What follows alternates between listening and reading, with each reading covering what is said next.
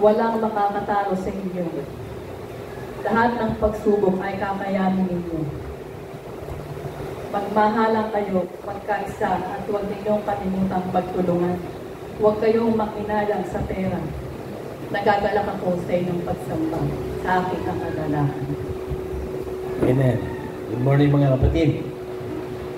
Yung mensahe ng Panginoon sa atin sa propeta, yun din ang mensahe sa atin. Kasi ang mensahe sa atin, have a spiritual mind. Kasi nung araw, carnal mind tayong lahat. Hanggang ngayon, sinungaling pa rin tayo. Pero hindi na tayo nagsisinungaling, hindi na intentional. Nung araw tayo makasanlibutan, ang ibig sabihin makalaman, ibig sabihin carnal mind. Lahat tayo, walang exempted. Kasi lahat tayo anak ng kagalitan eh. Anak tayo ng pagsuway. Dati anak tayo ng demonyo. Ngayon, hindi na tayo anak ng demonyo. Anak na tayo ng Diyos ngayon. Ngayon, ang plano ng Diyos para makapasok sa langit, baguhin yung isip. Gawing supernatural behavior. Supernatural mind. Kasi nung araw, natural lang mind natin eh. Ang kumikilo sa atin, yung naturalesa ng pagkatao. Alam mo naman ng tao, makasarili yan eh. Hindi man siya maka-Diyos eh. Ngayon, nung tawagin tayo ng Diyos, kailangan baguhin na yung ating kaluluwa. At ang unang binabago ng Diyos sa atin ang pag-iisip. Change the spirit of our mind. Ano yung ibig sabihin ng change the spirit of... Kasi ang ibig sabihin ng spirit, force. Puwersa, lakas. Baguhin mo daw yung puwersa at lakas na pag-iisip mo. Hindi na makasanlibutan. Spiritual mind, the mind of God. Kasi ang mind ng Ama, yun ang mind ni Kristo, yun ang mind ng Holy Spirit. So kung anak tayo ng Diyos, iisa tayo, we have only one mind, the mind of God. Ngayon, papracticein natin ang ating mind, maging spiritual. At para maging spiritual ang mind, magkaroon muna tayo ng peace of mind. At iniwan ng Panginoon sa atin ang kapayapaan na hindi binibigay ng sanlibutan. Ang ibinibigay lang ng sanlibutan na kapayapaan, pansandalian. Halimbawa, wala kang pera, wala kang pambayad ng kuryente, biglang nagkaroon kang pambayad, payapa ka na, pero hindi ka pa nagkakapagbayad, hindi ka payapa. Tayo hindi eh. May pambayad ka, wala kang pambayad, binigyan tayo ng kapayapaan ng Diyos. Ngayon, ang gagawin natin doon, practice. Kasi ang hirap mag-practice niyan. Biruin mo mula nung isilang ka, mula nung magkaisip ka, taga-sanlibutan ka na. Na-impluensyahan tayo ng kasalanan. Lahat tayo makasalanan. Wala sa atin nakapigil ng dila, sabi ng Bible sa James. Isang bagay ang hindi napigil ng tao, dila. At walang sino man nakapagpigil ng dila. Si Jesus Christ lang na naging tao. Tao tayo eh. Kita mo, sandaling mabago yung dila mo. Sampaling ka lang ng isang tao, tinan mo, hindi sabihin ng dila mo. O kaya, pagsalitaan ka na lang ng masama, ano kaya sasabihin ng dila mo? Kaya, sabi doon sa James 3:2 eh, walang nakasupil ng dila eh, kung hindi tayo mga banal. At tayo hindi natitisod sa salita ng Diyos, kaya ibinilang tayong matuwid, ibinilang tayong perfect. Ngayon, ang ginawa ng Diyos, ginasify yung spirit natin. Para magkaroon ng kalakasan yung ating spirit, maging renewed spirit. Magkaroon tayo ng malakas na espiritu. Para na sa ganun, kapag nag-utos ang Holy Spirit, mauutusan ng espiritu, mauutusan yung isip. So, kailangan ng practice. Kasi ang mind natin nandun sa old pattern of thoughts. Tandaan niya, parang computer ang mind natin. Parang magnetic strip yan. Kung ano yung huling nangyari doon, nandun pa rin yun. Hindi na aalis yun. Yung memory, hindi naman naaalis yun eh. Pero pag dumating na yung araw, aalisin na ng Diyos yung memory. Pero ngayon, hindi pa. So, meron tayong tinatawag na old pattern of thoughts. Kahit hindi ka mag-isip, palalagyan ka ng demonyo ng kaisip. Kasi nasanay ka na eh. Mula nung bata tayo, hanggang sa ngayon, naglalagay si Satanas ng kaisipan sa atin. Ngayon, kung mo spiritual na tayo, magkaroon tayo ng spiritual mind. So, pag pumasok ang masamang kaisipan, lalabanan natin ang kaisipan ni Kristo. Sword of the Spirit. Laging may pangontra na sa Kanya. Hayaan mo lang. Wala ka naman magagawa eh. Kaya niya maglagay sa open mind dyan eh. Yung bagyo halimbawa, kaya mo ba pigilin ng bagyo? Si Kristo lang ang nagpatigil ng bagyo. Tayo ba? Mapapatigil ba natin ang bagyo? Ano ba yung bagyo ng buhay? Lahat ng problema. Lahat ng nagaganap sa buhay nating masasama. Bagyo ng buhay natin yan. Ano gagawin mo dyan? Di gisingin mo si Kristo. Nandyan lang ang Diyos eh. Lagi nandyan. Alam niyo ba, na kahit ano nagaganap sa atin, masama man o mabuti, nandyan ang Diyos.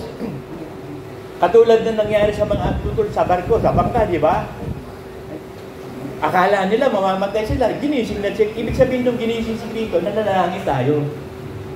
Mananalangin tayo sa Diyos kasi siya ang magpapatigil ng bagyo, hindi naman tayo eh.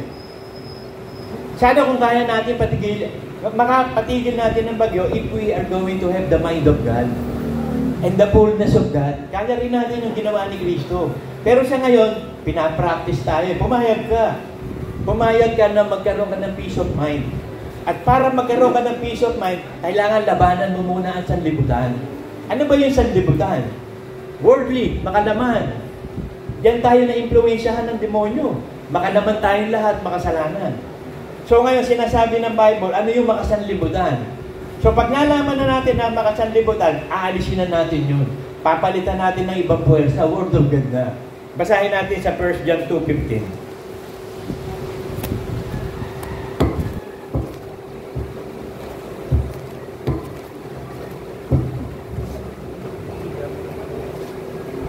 Huwag niyong ibigin ang sanlibutan ni ang mga bagay na nasa sanlibutan. Kung ang sino man ay umiibig sa sanlibutan, ay wala sa kanya ang pag-ibig ng Ama. Dati na natin iniibig ang sanlibutan. Taga-sanlibutan nga tayo eh. Niyakap natin ang sanlibutan. Kaya sabi ko nga sa inyo eh, masarap mabuhay dito sa sanlibutan pag masama kang tao. Kasi magagawa mo lahat ng kasamaan eh. Kung masama ka, pero pag ikaw ay banal at matuwid na tao, ayaw mo dito sa sanlibutan. Katulad ni Lot, umayaw si Lot sa Sodom at Gomorrah, di ba? Umalis kasama yung pamilya. Bakit? Matuwid si Lot eh. Pamangkin siya ni Abraham eh. Kasama siyang umalis ni Abraham. Na-realize ni Lot yun, napakasama ng Sodom at Gomorrah. Walang kwentang mabuhay dito sa Sodom at Gomorrah. Ang sanlibutan, Sodom at Gomorrah na yan ngayon. Malapit ng gunawin niya ng apoy. Konti na lang. Ngayon, aalis tayo sa sanlibutan. Umalis tayo sa sistema ng sanlibutan. Ano ba yung sistema ng sanlibutan? Ito, basahin natin. 1 John 2:16. Sapagkat ang lahat ng nasa sanlibutan, ang masamang pita ng laman, at ang masamang pita ng mata, at ang kapalaluan ng buhay ay hindi mula sa Ama, kundi sa sanlibutan. Nung araw, nung hindi pa talaga tayo nagpapakabanal-banal, ako, I will speak of myself. Nanonood pa ako ng Rated X noon. Kasi makalaman nga eh. Pero nung ma-realize na natin na kailangan, ano yung pita ng laman yan eh. Gigisingin ng laman mo niya. Kaya ang daming nang-re-rate. Kahit mga bata ngayon, open yung cellphone. Nanonood sila ng mga Rated X. Kahit mo, ang babata, nang-re-rate. Alam nila kung paano paraan eh. Kasi pag ikaw hindi mo alam ang paraan ng sex, hindi ka makakapag-sex, hindi mo alam eh. Nung bata tayo, naglalaro ng bahay-bahayan, di ba? Meron nagaganyanan sa bahay-bahayan. Pero kung hindi marunong, hindi natutuloy. Yung iba nakakapanood ng mga rated, alam nila gagawin nila, na-disgrasya tuloy yung babae. Bata pa, na-disgrasya na. Bahay-bahayan, tatay-tatayan.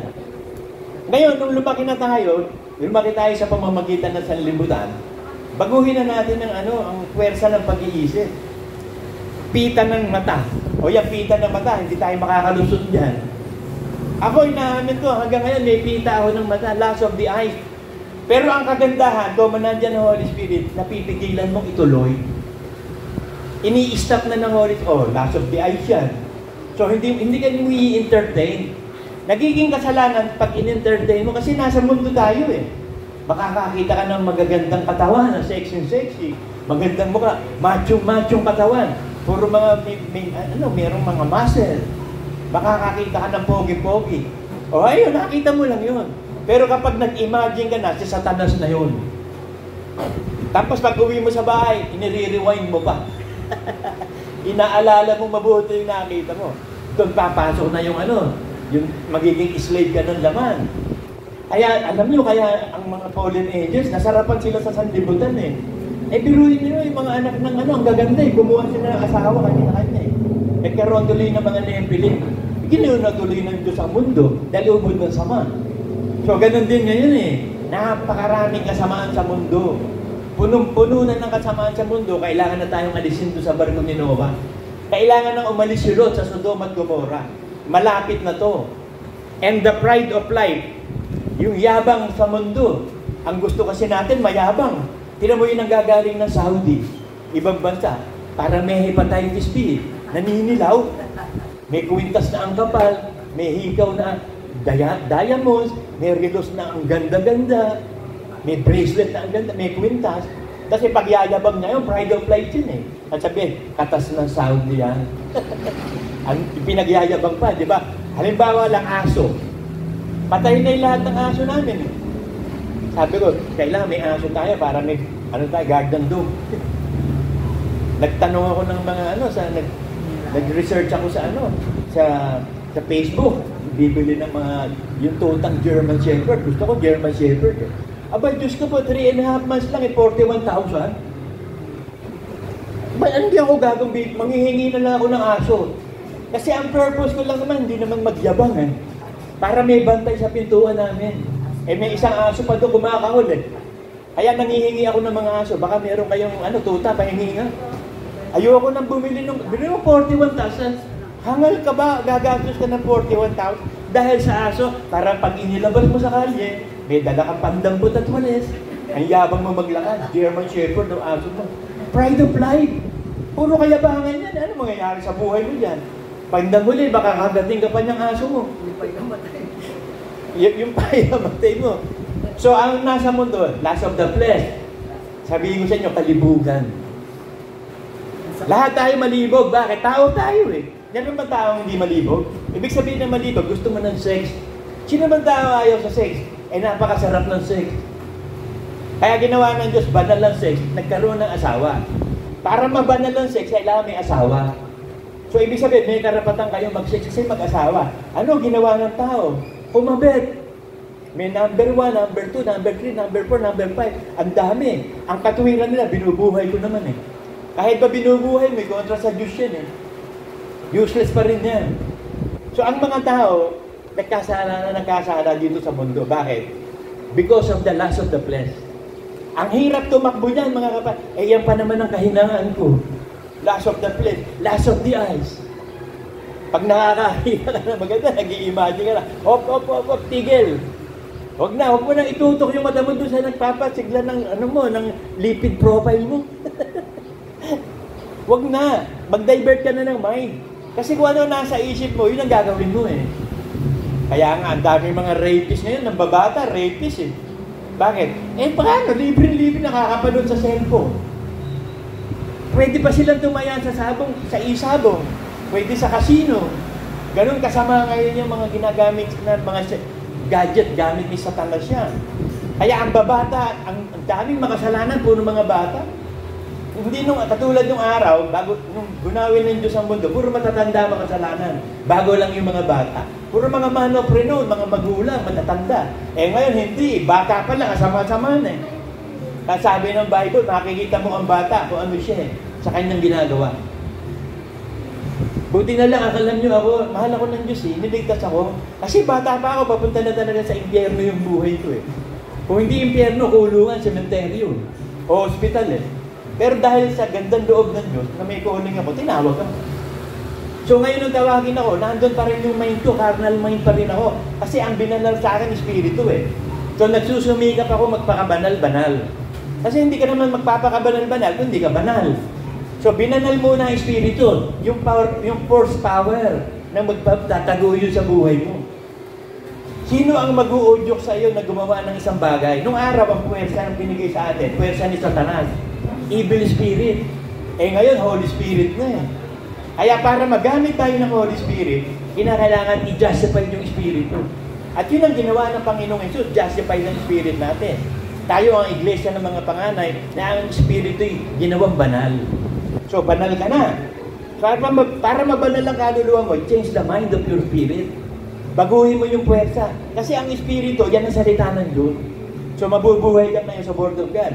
Kasi kailangan lahat ng tao ipanganak muli. Be born again. Paano maboborn again? 1 Peter 1:23.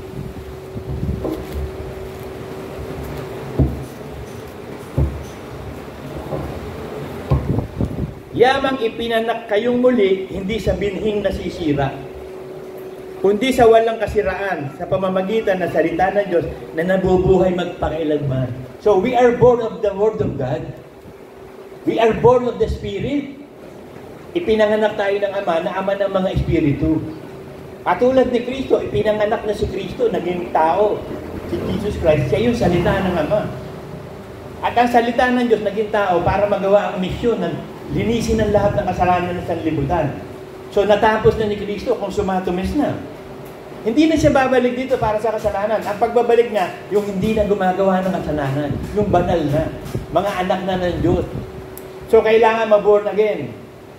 Hindi pwedeng hindi ka maboborn again. Yun ang proseso ng kaligtasan. Itapanganak mo sa unti-unti. Yan din ang gagamitin sa iyo. Pero yung dila, talagang yan ay talagang walang nakakontrol, sabi ng Bible. Pero makukontrol natin yan if we have the mind of Christ.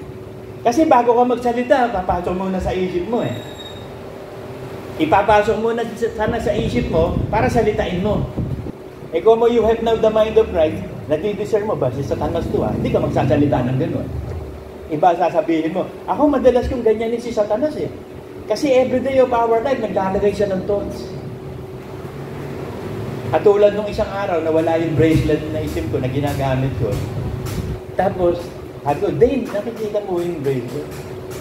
Tinira na naman ako ni Tanang, iwinala na naman eh. Eh alam mo naman, di ako naghahanap ng nawawala. Pinapasa Diyos ko yan. Sabi ni Daniel, hindi ko nakikita. O nung isang gabi na, kagabi yata yung kahapon, nung mahihiga na ako, malakas na aircon, may lamig na, umuulan na eh. Magkukumot ako. Nung kunin ko yung kumot, biglang tumalon yung hinahanap ko sa mukha ko pa eh. Kita mo, kahit sabi ko sa inyo, pag kayo may nawawala, huwag niyong hahanapin. Pag hinahanap mo, hindi mo makikita. Nangyari sa akin yan sa iglesia, naghanap kami ng kaluluwa. Nag-ibanghelyo kami ang iglesyang ito. Alam niyo, zero kami lagi. Wala kami na ibanghelyo. Nung hindi kami nag-ibanghelyo, at saka kami nakakuha ng mga member. Ipinapadala ng Diyos. Kasi sino ba may-ari ng tupa? Ang Diyos. O sino maghahanap ng tupa? Di ba yung may-ari? Hindi ikaw. Pag-aari ka na. Kapag napadala na yung tupa sa Diyos, ipadadala sa iyo kung karapat-dapat kang pastor. Kung hindi ka karapat-dapat ba, hindi dadalhin sa iyo yung tupa ng Diyos. Tupak ng Diyos ang bibigay sa iyo, si Satanas, anak ng demonyo. Eh hindi ka totoong pastor eh. Hindi mo pangangalagaan yan ang salita ng Diyos. Iba ituturo mo niya, maliligaw yung anak ko. Eh alam ng Diyos yan eh. Kaya sabi ng Diyos, hindi na kayo magiging pagkaiba ng mga pastor, ng mga aso, mga pastor na walang kaalaman. Sinasabsab sa inyo, puro salapi ang minamahal. Sarilit pera. Hindi na, aalisin ko na kayo, bibigyan ko kayo ng isang pastor. Yung tunay na pastor, kakandili sa inyo ng karunungan. Magkakaroon ng mind of Christ. Kasi pag na-born again ka na, in the Word of God, tsaka ka lang magkakaroon ng spiritual behavior. John 6:63.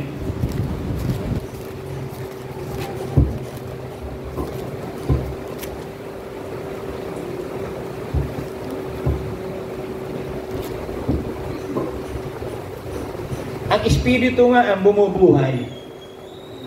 Ang laman ay walang anumang pakinabang. So kahit anong karunungan mo, kahit anong natutunan mo sa sanlibutan, laman yan eh. Makasalanan niya, makasanlibutan. Wala yan. Walang useless yan. Ang mga salitang sinasalita ko sa inyo ay pawang espiritu at pawang buhay. So ang espiritu, salita ng Diyos. Namatay ang Panginoong Yesus sa laman para makuha lahat ng kasalanan. At binuhay siya muli sa espiritu at ang espiritu na nagbibigay buhay.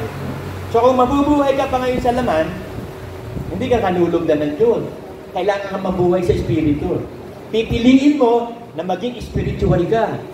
Piliin mo yung spiritual behavior. Piliin mo yun. Kasi nasa iyo pa rin ang choice eh. May free will ka pa rin eh. Kahit banal ka na, nasa iyo pa rin ang free will. Pwede pa matanggal ang pangalan mo sa akla pag hindi ka nagpatuloy. Kaya may mga anghel. Hindi sila pinatawad ng Diyos. Bakit? Intentional eh. Alam nila, pag ginawa nila yung kasalanan yun eh. Kasi iba pagkakalikasa ka na, they have the full knowledge of God. Alam nila ang katotohanan. Unang-una, witness pa nga sila nung gumagawa ng langit at lupa eh. Nagsisigawan sila, sabi sa Job eh. Ang mga anak ng Diyos nagsisigawan nung nililikha ang langit at lupa. So alam nila, walang excuse to kaya hindi sila pinatawad. Bakit?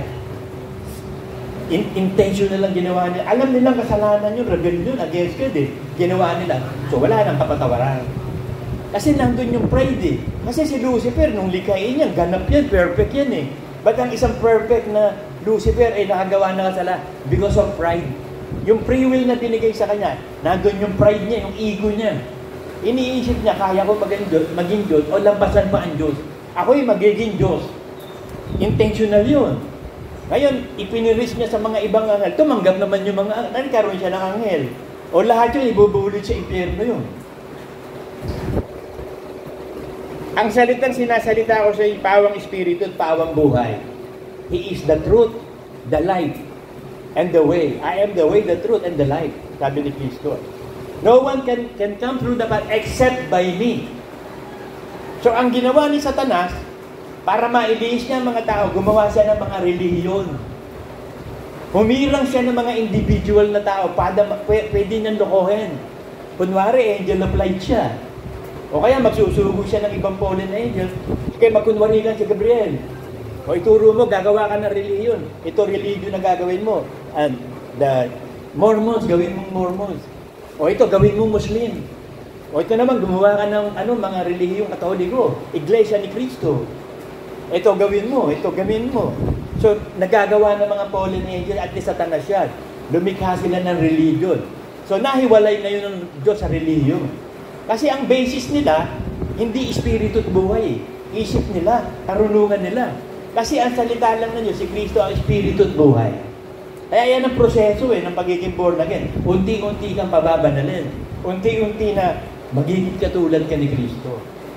Sapagkat ang magliligtas sa iyo ang Ebanghelyo. Ang salitang itinanim ang makapagliligtas sa iyo, sabi sa James.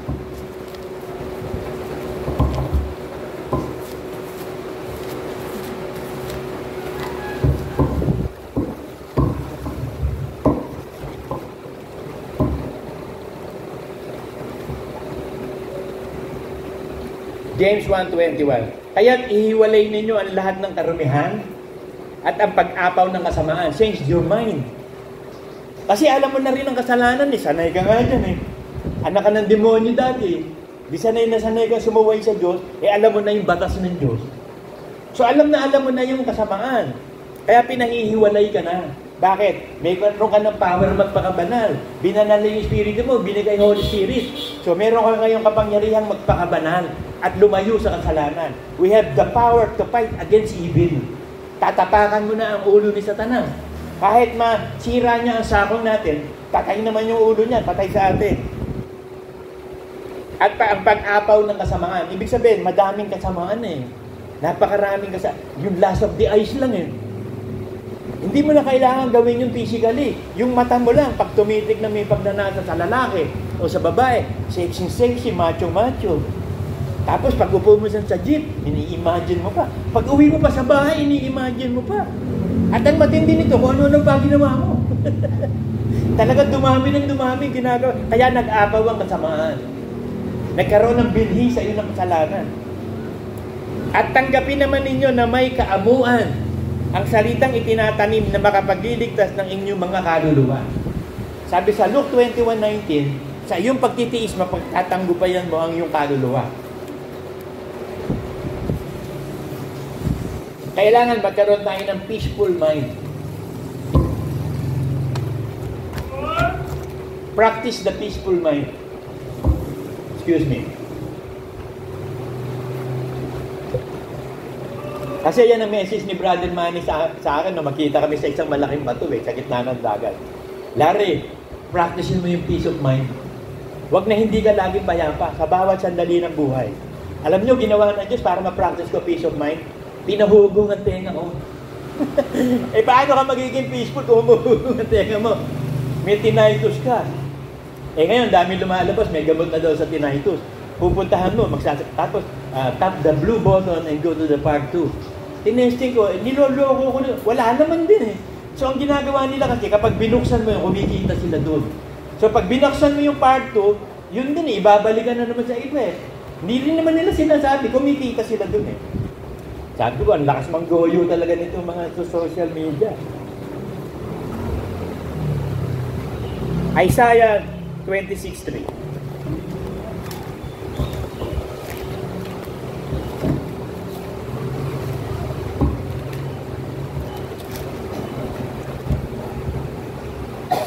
Inyong ingatan siya na lubos ng kapayapaan, na ang pag-iisip ay sumasa iyo, sapagkat siya'y tumitiwala sa iyo. So kapag ang pag-iisip mo, pag-iisip ni Kristo, meron kang kapayapaan, malakas na kapayapaan, na hindi kaya, hindi tawag dito, mapatong yung kapayapaang binigay, sabi sa Philippians 4:6.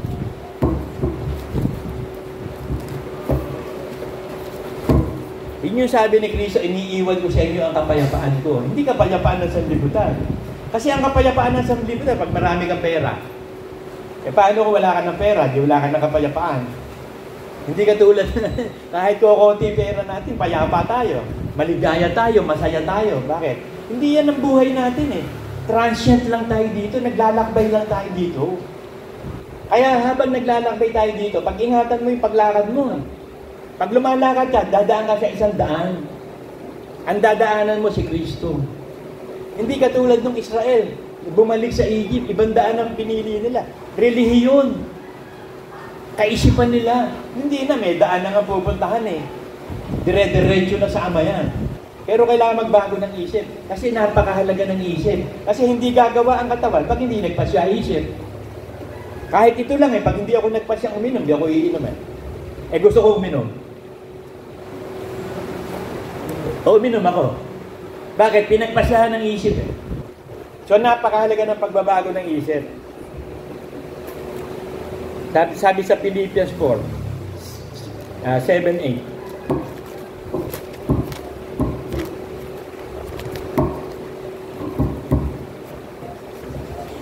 Pero umpisa natin sa 6, napakahalaga nito 6 eh.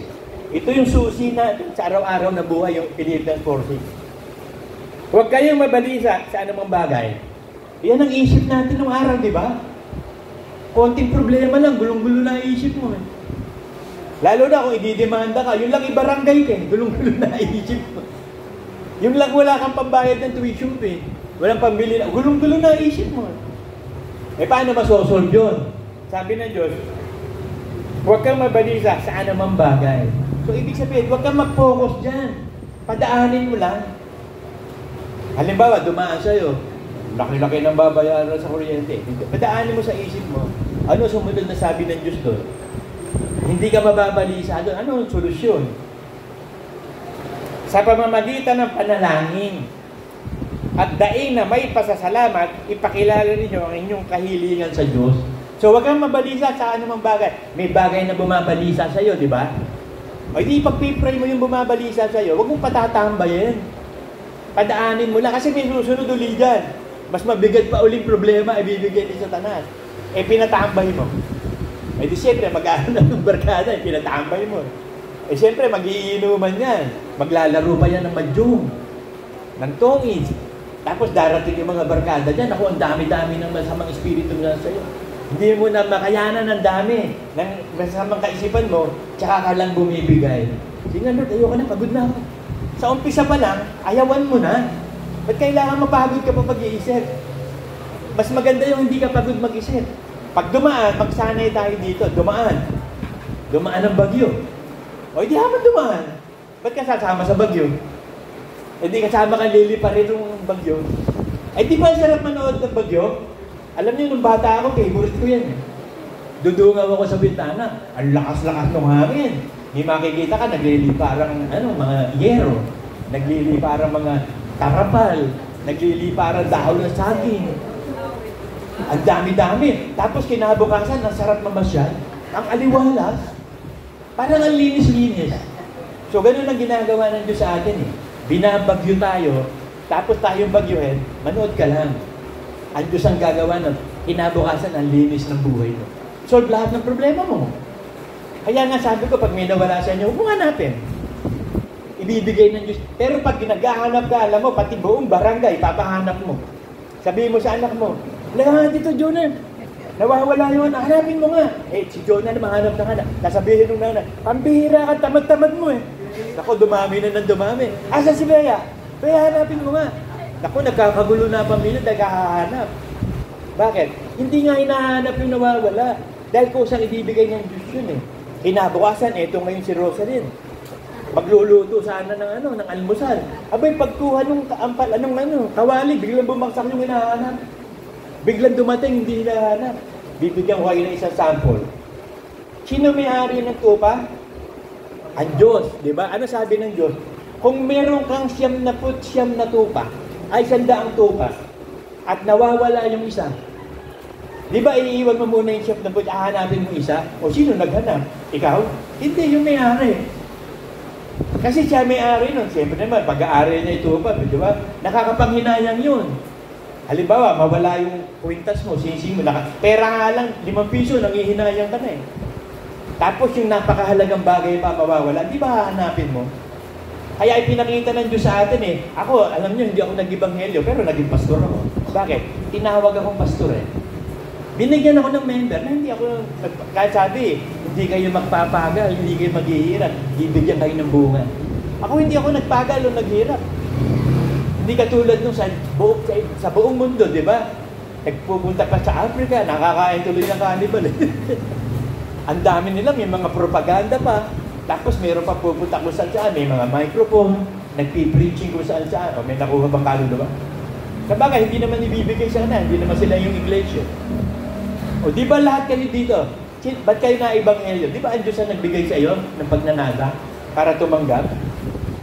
Nabigyan ka ng pagnanasa tumanggap? Kahit sino dito, hindi ko inibanghelyo. Nung maging bishop ako, hindi rin ako nag-ibanghelyo. Kusang ibinigay din. Sabi ni Brother Manny, bishop ka. Brother Manny, paano ko magiging bishop? Wala akong pastor. Sabi ni Brother Manny, meron. Ang dami mga pastor eh. Binibigay ko sa si Alex, si Junior Biga, si Manuel, tsaka ito si OG. Sa iyo lahat niya, 4 ang pastor mo, tsaka si Sandy, 5 ang pastor ko. Naghanap ba ako? Hindi, kusang binigay. Nung una nga, sabi ni Brother Manny, pastor ka. Sabi ko, paano ko magiging pastor? Wala naman akong tupa. Wala akong tupa. Ang pastor may tupa nga alaga. Wala akong tupa. May tupa ka. Sabi ko, wala nga eh. Ayan o. Sabi ko, alin na eh. Ayan, sina Fer, sina Edith, sina Delma, sina Ningning, si Boyet, kasama pa nun eh. Yan ang tupa mo, pinalayas ni Felipe yan eh. Ay, saan pupunta yan? Di dapat may kulungan punta. Sa iyo binibigay. Sa iyo pumupunta. O di, naging pastor ako. Tapos sabi ko, Brother Manny, hindi ako pastor eh. Bakit? Eh, walang propeta eh. Maghintay ka. May propeta. Maghintay ka. O di, nagwa-worship kami gabi. Doon kami nagwo-worship. Alas 7 ng gabi, walang propeta eh. So, yung home church muna, ginawa namin worship area. Ngayon, nagwo-worship na, humihingi ako ng propeta. Aba, nagbigay ng propeta, 2 ka agad eh. Si Delma at si Baby. O, ibig sabihin, pastor na ako. Kasi meron akong mga member, meron akong propeta. O, bishop na ako. 5 yung pastor ko eh. So, ibig sabihin, hinihira nga ako. Kasi pag hinihirang ka ng Diyos, ibibigay sa iyo lahat ng pangangailangan mo. Kasi ilalagay ka ng Diyos eh. At inilalagay ng Diyos sa kanyang iglesia ang lahat ng maliligtas. So, ang Diyos ang naghahanap, ang Diyos ang naglalagay. In due season, weather yan eh. May panahon kung kailan ka bibigyan ng tupa. Example na naman, tatay ko. Inibanghelyo ko yung tatay ko. Hirap na hirap ako ibanghelyo, kapapaliwanag. Ang ginagawa ng tatay ko, sinasama ako sa Mega Mall. Linggo-linggo, nanonood kami ng sine, kumakain kami sa fast food. Alam niyo ba, nagsawa kapapanood ng sine, tsaka kakakain sa fast food? Ay katay, pwede ba? Ayoko na. Ayaw niyo tumanggap sa Panginoon. Kaya lang kayo sinasama para maging Kristiyano kayo. Huwag na, ayoko na. Tigil na natin to. Ayaw niyo maging Kristiyano eh. Di tinigil na. Nakakuha siya ng bodyguard, si KG. Si KG kasama niya lagi. Kasi ang vision na tatay ko, alam mo, sa sinya, natutulog yan eh. Kasi aircon eh. Natutulog yan. Paglabas, nakakain sila sa fast food. Hindi ganun na nangyari. O nung isang araw, pinadala ng Diyos ang tatay ko sa akin. Nagkasakit. Nung magkasakit, nilapitan ko, nilayhansu. Sabi ko tayo, wala kayong gagawin, hindi ka usapin ng Diyos. Manalangin kayo sa Diyos. Nagtanong na sabi niya, paano ba pananalangin sa Diyos? Ay ko, yun na. Yun na yung point of contact. Ang pananalangin sa Diyos, ang sasabihin niyo, Ama. Kasi kailangan manalangin tayo sa Diyos, sa Ama, sa pangalan po ng Panginoong Hesus, sa kapangyarihan ng Espiritu Santo. O hingin mo na kahit ano gusto mong tapos paniwalaan mo na magaganap. O, di nilelesin na, gumaling ng gumaling, gumaling ng gumaling. Alam niyo ba, ginigising pa ako niyan sa umaga para lang mag-iga po ng dog? Lari-lari! Ako, bakit? Ano ba problema? Mag-iiga po ng dog ako. Nawala pa kay nanay. Oo. Tapos ayun, binibigyan ako ng taste sa topper niya, nagigising pa. Kasi tinuro ko sa kanya para pagpalain ka. Sabi niya, oo nga, pagpapalangan ako, lagi ako binibigyan ng kuya mo. Siyempre, wala naman panggagalingan kundi sa kuya rin. Sa akin, wala kayong makukuha niyo sa akin, pangangaral. Yung pera, pwede, pag emergency siguro. Pero ang pera, sa kuya rin mo talaga makukuha yan tayo. Hindi ka pababayaan ng Diyos yan. Hindi yan, as time goes on, nagkasakit na naman ang tatay ito. Dumating doon sa panahon na na-stroke. Nahikahiga na lang siya dyan, no? So, dinagalaw ko na lang siya doon. Tapos dadala ko ng prutas. Kung matulog, iiwan ko na lang yung prutas ko sa kanya. Para pag-gising niya, kakain siya ng araw-araw yun. Bibili ko ng prutas, iiwan ko sa tagiliran. Hanggang sa dumating na yung time, namatay na siya. So, ang kamatayan niya, walang kahirap-hirap eh. Hindi kaya tulad nung kamatayan nung iba, nahirap na hirap. Nasa kasaan ng piso. Tapos pinagbabaril ng talagang grabe bala inapon. Tapos kinain ng tigre.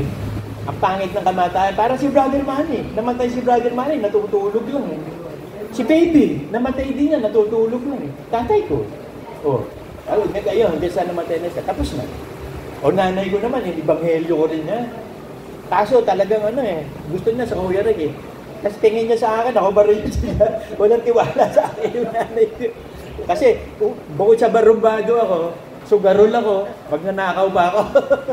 Paano mo paniniwalaan? Alam na yung records ko. On the record ako eh. Kita niya yung buhay ko. Bata pa ako, kilala na niya ako, anak niya ako. Kung gaano ko kasama eh.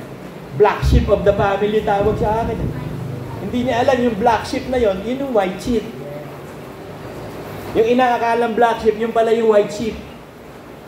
Yung inaakala mo na hindi pala may power o merong significance, yung pala.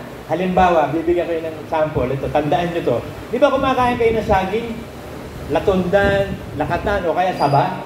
Di ba pag tinanggal niyo yung balat, merong mga strip doon na naiiwan, tinatanggal mo? Huwag mo tanggalin. Kasi yung strip na nandun ang lahat ng sustansya ng saging. Nandun yung magnesium, manganese. O usually yan, yung tingin natin tinatapon, yung pala masustansya, yung pala okay. O isa pang sample, buto ng pakuan. Ba't inilagay ng Diyos yung buto ng pakuan sa kaloob-looban ng pakuan? Ikaw naman, nagpupumilit kang tanggalin. Tinitinudor mo pa. Hindi mo alam na kainin mo yung buto. Ginawa ng Diyos para mainis kang huwag nang kunin. Kainin mo pati buto. Hindi. Homo tayo, tinatanggal natin yung buto. Ngayon, sinasabi na ng mga doktor, mga scientist, napakahalaga pala ng buto. Ang nandiyan ng sustansya sa balat at buto. Kung ano yung itinatapon mo, ito pa isang sample, kumakain kayo ng sardinas. At saka salmon, di ba? Kahit yung dilata, kahit yung binili mo sa palengke, di ba pag natanggal mo sa gitna, mayroong spinal cord, yung butong malaki, ang ginagawa mo, tinatanggal mo yun eh. Pati yung mga maitim-itim na mga laman loob, yun ang sustansyang nandun. Yung tinatapon mo, nandun ang sustansya. O isa pang sample, itlog. Ang itinatapon mo, balat ng itlog. Hindi ka naman kumakain ng balat ng itlog, yung itlog, di ba? Alam mo ba na malaking sustansya nandun sa shell? Kaya kita mo, ginagamit sa gardening ang shell. May calcium yun eh. Ang daming nutrients, minerals nun. Kaya ngayon, alam mo, pag kumakain ako ng nilagang itlog, minsan hindi matanggal lahat ng balat. Ibig sabihin, kakainin mo yun. Pag hindi mo matanggal yung balat ng itlog, ibig sabihin, kakainin mo yung balat. Ganon din yung pakwan eh. Pag nasa kaloob-looban yun, ibig sabihin, kakainin mo. Ano pa ba yung, lalo yung papaya, yung buto ng papaya. Mapait-pait ng konti. Alam nyo, napakasustansya niyan. Gamot, alam mo, yung lahat ng itinatapon natin, nandun yung gamot eh. Yung pakwan, nakita nyo yung puti ng pakwan, di ba? Balat, tapos may puti, tsaka yung kulay pulang pakwan. Ang kinakain lang natin yung pula, tinatapon natin ang buto. Itinatapon din natin yung balat, tsaka yung puti. Alam niyo doon sa puti na yun, nandun na maraming sustansya. Sa buto at sa puting nandun. Kaya ako pag kumakain, dati pinaalis ko pa yan eh. Ako pag binang pakwan, gaganunin nung nagdidin. Sabi ko, huwag mo isama yung puti. Eh nung naiintindihan ko, yung pala hanggang panagsis na pag bumibili na ako, isama mo nga yung puti, damihan mo yung puti. Iba na eh, nagkaroon na ng change of mind. Bakit? Naturuan na eh. Ganon din tayo. magkakaroon tayo ng change of mind. Bakit? Pag naturuan na tayo. At itinuturo sa atin na magbago ka ng espiritu ng pag-iisip. Change the spirit of your mind. Word of God na. Kasi ang salita ng Diyos ay buhay, kapangyarihan ng espiritu. Bago tayo magtapos, basahin ko sa inyo yung Galatians 6.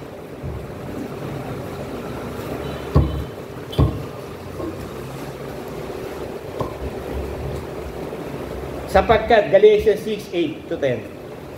Sapagkat ang naghahasik na sa kanyang sariling laman, ay sa laman mag-aani ng kasiraan. O ibig sabihin, impyerno ka pag nabuhay ka sa dating pagkatao. Nabuhay ka sa laman o sa sanlibutan. Yung mga basic of the world. Yung mga natural things of the world, diyan ka nabubuhay, nasa laman ka pa. Dadapot ang naghahasik na sa espiritu, ay sa espiritu mag-aani ng buhay na walang hanggan. So kung ang ihahasik mo, ang ipamumuhay mo, Word of God, aani ka ng buhay na walang hanggan. At huwag tayong mapagod sa paggawa ng mabuti. Sapagkat sa kapanahunan ay magsisipag-ani tayo kung hindi tayo manghihimagod, mga kapatid. Amen!